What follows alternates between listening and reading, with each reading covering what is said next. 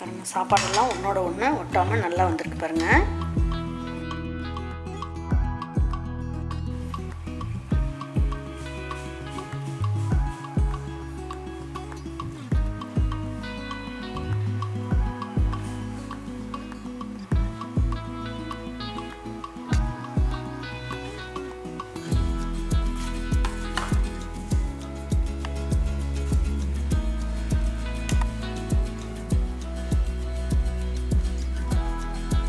ரொம்ப அருமையாக இருக்குது.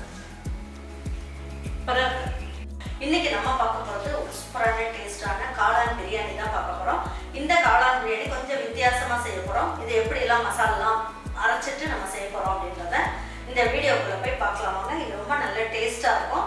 ரொம்ப நல்ல ஒரு மாதிரி தேங்காய் பால்லாம் போட்டு செய்யறதுனால நல்ல ஒரு க்ரீமியாக சூப்பராக இருக்கும். வாங்க இது எப்படி செய்யலான்றத வீடியோக்குள்ளே போய் உங்களுக்கு எப்படி செய்யலாம்ன்றதையும் சொல்கிறேன். எல்லாருக்கும் வணக்கங்க. இப்போ நம்ம இன்ஸ்டன்ட் பொடி வகைகள், மசாலா வகைகள், அதுக்கப்புறம் வந்து இன்ஸ்டன்ட் தோசை மாவு, அதுக்கப்புறமா ஹெல்த் மிக்ஸ், இது எல்லாத்துக்குமே வந்து ஒரு நல்ல மெகா ஆஃபர் இருக்குது. இது வரைக்கும் நம்மளுடைய வெப்சைட் வாட்ஸ்அப்பில் இந்த ஒரு ஆஃபர் நீங்கள் பார்த்துருக்கவே மாட்டீங்க. கண்டிப்பாக நீங்கள் நம்மளுடைய வெப்சைட் வாட்ஸ்அப்பை நீங்கள் ஒரு வாட்டி விசிட் பண்ணிங்கன்னா தெரியும் அம்மா எந்த அளவுக்கு வந்து ஆஃபர் கொடுத்துருக்கேன் அப்படின்னு சொல்லிட்டு.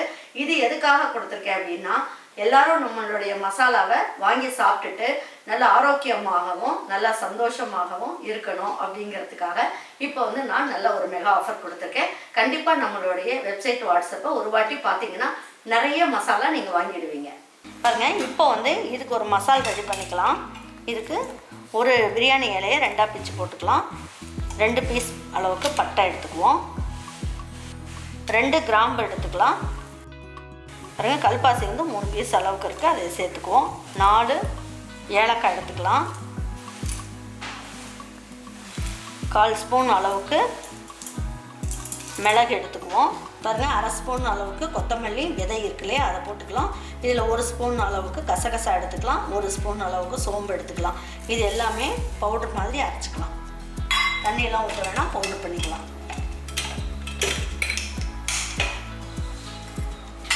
இந்த அளவுக்கு குறைன்னு அரைச்சிக்கோங்க. ரொம்ப நைஸாகணும்னு அவசியம் கிடையாது.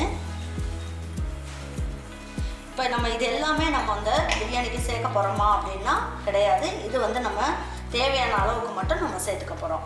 இப்போது இந்த பிரியாணிக்கு தேவையான அளவுக்கு இஞ்சி வந்து இந்த அளவுக்கு 3 பீஸ் அளவுக்கு எடுத்து போட்டுக்கலாம். இதுலேயே ஒரு 15 பல் அளவுக்கு பூண்டு இதையும் சேர்த்துக்குவோம். 2 பச்சை மிளகாய் எடுத்து வச்சுருக்கேன், இதையும் சேர்த்துக்கலாம். கொஞ்சமாக புதினா இலை சேர்த்துக்குவோம். இதுலேயே கொஞ்சமாக இந்த தண்டு பகுதியாக சேர்த்த மாதிரி நம்ம வந்து கொத்தமல்லி இலையை எடுத்துக்கலாம். கொஞ்சமாக போட்டுக்கணும், ரொம்ப வேண்டாம். ஒரு அரை பெரிய வெங்காயம் கட் பண்ணி வச்சுருக்கோம், அதையும் சேர்த்துக்கலாம். இப்படி சேர்க்கும் போது நல்ல வாசனையாக சூப்பராக இருக்கும். இப்போ இதுக்கு தண்ணியெல்லாம் ஊற்ற வேண்டாம். இந்த வெங்காயம், கொத்தமல்லி, புதினாவில் இருக்க தண்ணியிலே இதை அரைச்சி எடுத்துடலாம். பாருங்கள், இப்போ நம்ம என்ன பண்ணலாம், தேவையான அளவுக்கு நம்ம வந்து கடலெண்ணெய் ஊற்றிருக்கோம். இதுக்கு நீங்கள் தேங்காய் எண்ணெய் கூட ஊற்றிக்கலாம், ரொம்ப நல்லாயிருக்கும் டேஸ்ட்டு. இப்போ இதுலேயே நல்லா 1 டேபிள் ஸ்பூன் அளவுக்கு நெய் சேர்த்துக்கலாம்.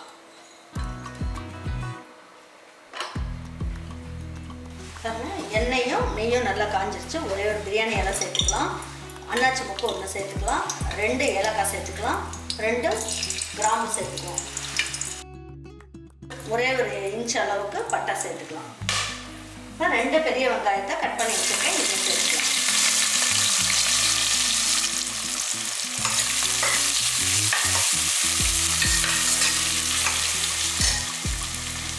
பாருங்கள், இந்த வெங்காயம் வதங்கும் போதே இப்போ பிரியாணிக்கு தேவையான அளவுக்கு உப்பையும் சேர்த்துடலாம்.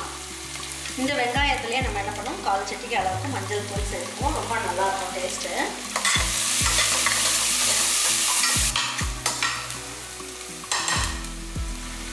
இதிலே 2 ஸ்பூன் அளவுக்கு நம்ம இந்த பொடியும் சேர்த்துக்கலாம்.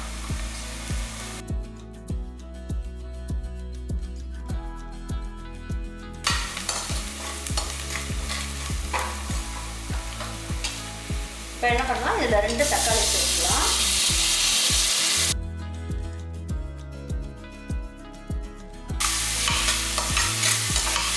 இந்த தக்காளியில் நல்லா எண்ணெய் பிரிஞ்சு வரணும். நல்லா குறைவாக நல்லா வதங்கினதுக்கப்புறம் எல்லாமே எடுத்து கலந்து வச்சுருக்க மசாலாவை எடுத்து இதில் சேர்த்துக்கலாம்.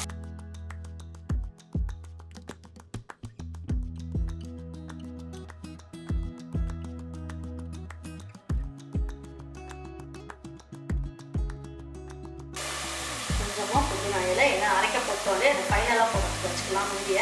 இப்போ கொஞ்சம் கொஞ்சம் ஃப்ரெஷ்ஷாக தாளிக்கும் போது இன்னும் கொஞ்சம் நல்லா வாசனையாக சூப்பராக இருக்கும்.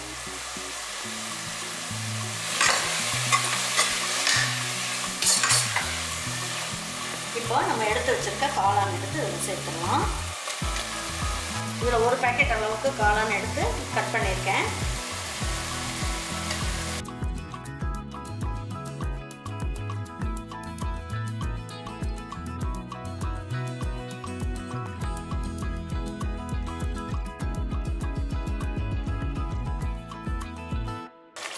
இப்போ நம்ம இதில் எந்த தண்ணியுமே சேர்க்கல. இந்த காளான் வந்து நம்ம கழுவிடுவோம் இல்லையா, கழுவுனோம்னா அந்த தண்ணியோட போடும்போது உங்களுக்கு வந்து கொஞ்சம் தண்ணி விட்ட மாதிரி வரும். அதனால் நல்லா வதக்கிக்குங்க. நல்லா இந்த மாதிரி பாருங்கள், எண்ணெய் எல்லாம் பிரிஞ்சு வர அளவுக்கு நல்லா வதக்கியாச்சு. இப்போ இது வந்து நமக்கு 1/4 கிலோ அளவுக்கு ஜீரக சம்பா அரிசி. தண்ணியை நல்லா வடிகட்டிட்டு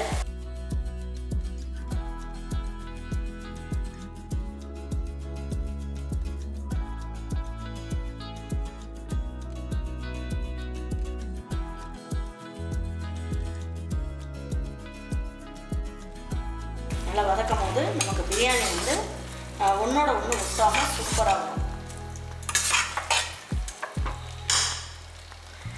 இப்போ நான் இதில் வந்து 1 டம்ளர் அளவுக்கு ஜீரக சம்பா அரிசி எடுத்தேன். இப்போ இதில் கெட்டிப்பால் தண்ணிப்பால் 2 சேர்த்து தேங்காய் பால் எடுத்துருக்கேன். இதையும் வடிகட்டி ஊற்றிக்கலாம். சரி, எதுக்காக இந்த சின்ன மெல்லிஸ் கண்ணில் வடிகட்டுறோம் அப்படின்னா, கொஞ்சம் தேங்காய் இருந்தாலும் அது என்ன ஆகும், உங்களுக்கு அந்த பிரியாணி செஞ்சோன்னா மேலே அப்படியே ஒரு மாதிரி படிஞ்ச மாதிரி இருக்கும். அதனால நல்லா வடிச்சிட்டு போட்டுக்கோங்க. தம் போட்டு செய்யறது அப்படின்றதுனால 1.25 டம்ளர் அளவுக்கு, அதாவது 1 டம்ளர் அளவுக்கு பால் எடுத்துட்டா 1/4 டம்ளர் அளவுக்கு தண்ணி. இப்போ இந்த மிக்ஸி ஜார்லேயே நம்ம இந்த மசாலா ஒட்டியிருக்கு இல்லையா, இதுலேயே நல்லா கலந்துட்டு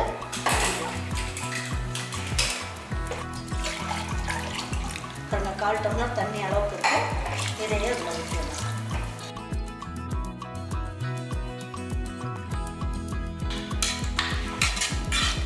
இந்த ஸ்டேஜில் நமக்கு உப்பு காரம்லாம் கரெக்டாக இருக்கான்னு பார்த்துக்கோங்க. சப்போஸ் உங்களுக்கு காரம் வந்து இந்த ஸ்டேஜில் வாயில் ஊற்றி பாருங்கள் பத்தலை அப்படின்னு நினச்சா 2 பச்சை மிளகாயை நீங்கள் கீரி போட்டுக்கலாம். அப்படி இல்லைன்னா முழுசாக கூட போட்டுக்கலாம். காரம் உங்களுக்கு கரெக்டாக இருக்கும். எப்பயுமே நம்ம வந்து தேங்காய் பால் பிரியாணி அப்படின்னாலே சீக்கிரமாக அடிப்பிடிக்கும். அதனால் ரொம்ப ஹை ஃப்ளேம்லலாம் வைக்க வேண்டாம்.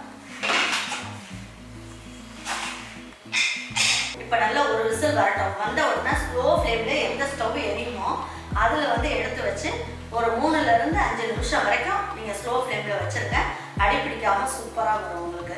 ஏன்னா இந்த தேங்காய் பால் பிரியாணி வெங்காயம்லாம் போட்டுக்கோன்னும் போது அடிப்பிடிக்கிறதுக்கு வாய்ப்பு இருக்கும். அதனால் ரொம்ப நேரம் ஹை ஃப்ளேம்லேயே நீங்கள் வைக்காதீங்க. நல்லா ஒரு விசில் வர வரைக்கும் வச்சுட்டு ஸ்லோ ஃப்ளேமில் வச்சுக்கோங்க. பாருங்க, இப்போ எடுத்து பார்க்கலாம். ஸ்டீம்லாம் போயிடுச்சேன்.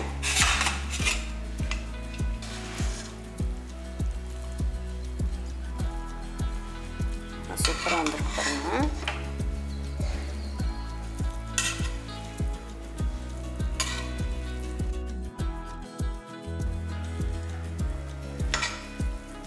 பாருங்க, சாப்பாடெல்லாம் ஒன்றோட ஒன்று ஒட்டாமல் நல்லா வந்திருக்கு பாருங்க.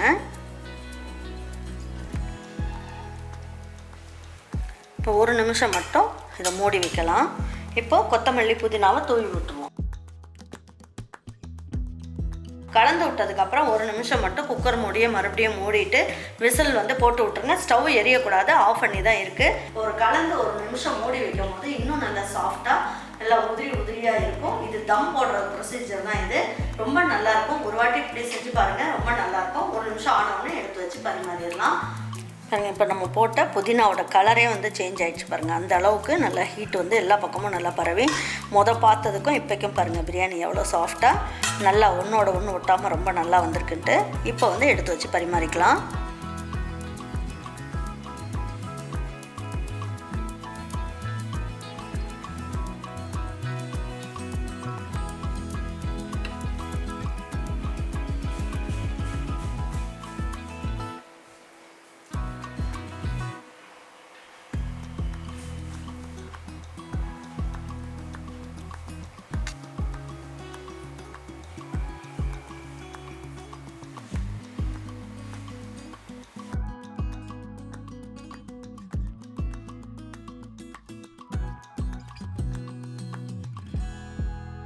கண்டிப்பாக உங்கள் வீட்டில் இருக்கவங்களுக்கு இதே மாதிரி ஒரு காளான் பிரியாணியும் ரைத்தாவும் செஞ்சு கொடுத்துட்டு அவங்களுக்குலாம் பிடிச்சிருந்ததுன்னா லைக் பண்ணுங்கள், ஷேர் பண்ணுங்கள், சப்ஸ்கிரைப் பண்ணுங்கள், மறந்துடாமல் கமெண்ட்ஸ் பண்ணுங்கள். தேங்க்யூ ஃபார் வாட்சிங். ஈரோட மாச்சி சமையல். தேங்க்யூ.